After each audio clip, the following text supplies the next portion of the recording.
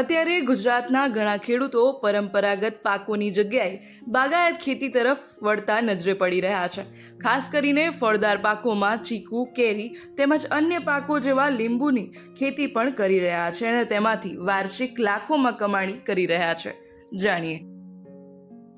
મારું નામ કૃપેશ ચંદ્ર અંબાલાલ પંડ્યા, ગામ મિરોલી, તાલુકો દસક્રોઈ, જિલ્લો અમદાવાદ। અમે 1960થી બાગાયત ખાતા જોડે જોડાયેલા છીએ। એમાં મોટે ભાગે લીંબુનું વાવેતર પહેલેથી મારા ફાધર વખતથી લીંબુનું વાવેતર ચાલુ છે, એટલે દર વર્ષે 10થી 12 વીઘામાં લીંબુ કરેલા છે। એમાં 5 થી 7 લાખ રૂપિયાના લીંબુ થાય છે।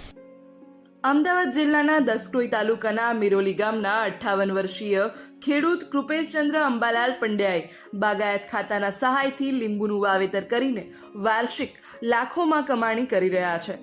લીંબુ એ ઘણા વર્ષો સુધી ચાલતી ખેતી હોવાના કારણે વર્ષો વર્ષ તેમાંથી ઉત્પાદન લઈ શકાય છે।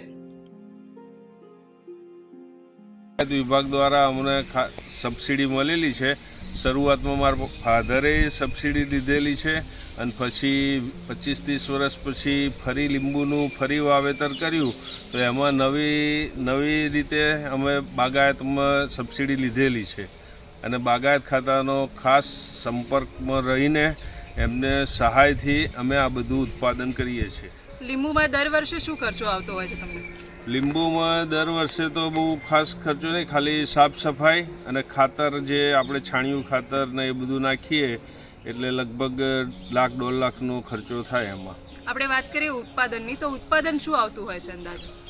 ઉત્પાદનમાં દરરોજ આપણે દર વર્ષે છે ને એટલે 5 થી 7 લાખ રૂપિયાનું ઉત્પાદન થાય છે।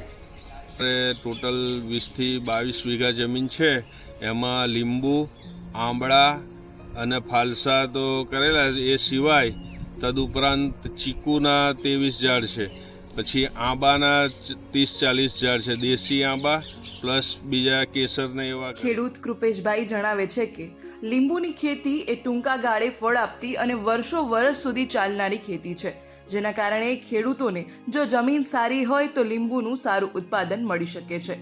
વાર્ષિક અમારે 5 થી લઈને 7 લાખ સુધીના લીંબુનું વેચાણ થાય છે। આ ઉપરાંત કૃપેશભાઈએ વાવેલા લીંબુ કાગદી લીંબુ હોવાના કારણે તે 12 માસ ઉત્પાદન આપે છે અને જ્યારે બજારમાં લીંબુના ભાવ વધારે હોય ત્યારે તે લીંબુનું વેચાણ કરે છે, જેના દ્વારા તેઓના નફા ધોરણમાં વધારો થાય છે।